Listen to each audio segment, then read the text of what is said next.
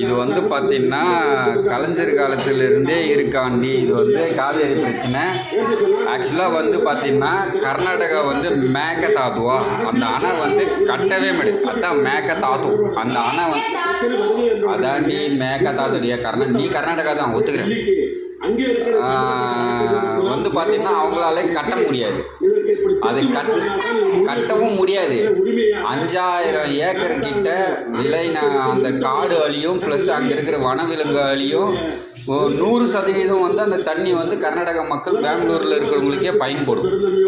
ஆனால் அழியிறது வந்து ஒரே ஒரு விஷயம் வந்து பார்த்திங்கன்னா காடு அழியும், அதனால் பசுமை இது போயிடும்.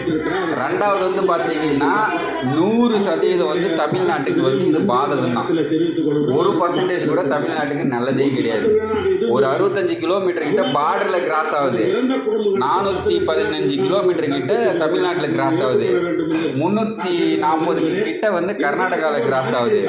இப்போ இவங்க பார்டர்ல இருந்து நமக்கு தண்ணி வர்றதுனால நம்மளோட அனுமதி இல்லாம இவங்களால தண்ணியை வந்து டேமை வந்து கட்ட முடியாது.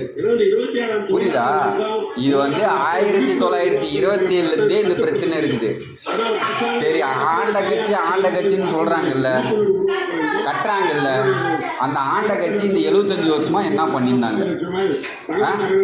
இது முழுக்க வந்து பார்த்தீங்கன்னா அரசியல் தானே தவிர அவங்களாலையும் அங்கே அணை கட்ட முடியாது. அணை கட்டினா அந்த உள்ளூரில் இருக்கிறவனே வந்து பார்த்தீங்கன்னா காடு அழியுது, வனவிலங்கு அழியுதுன்னு சொல்லிட்டு கட்ட விட மாட்டாங்க.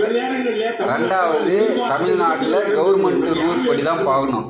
ஆனால் இத்தனை வருஷமாக இவங்க போராடின இந்த கட்சிக்காரனுங்க எல்லா ஏரியும் கண்மாயும் டேமையும் தூர்வாரி இருந்தால் இந்த பிரச்சனை வந்திருக்காது.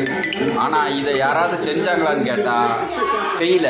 இப்போ கூப்பிட்டா வெளிநடப்பு, எடப்பாடி வந்து வெளிநடப்பு எடுத்த உடனே நான் இதை தான் பேசினேன். அன்றைக்கி ஒரு மனதாக தானே தீர்மானம் எடுத்தாங்க, அப்புறம் எதுக்கு வெளிநடப்பு போகணும்?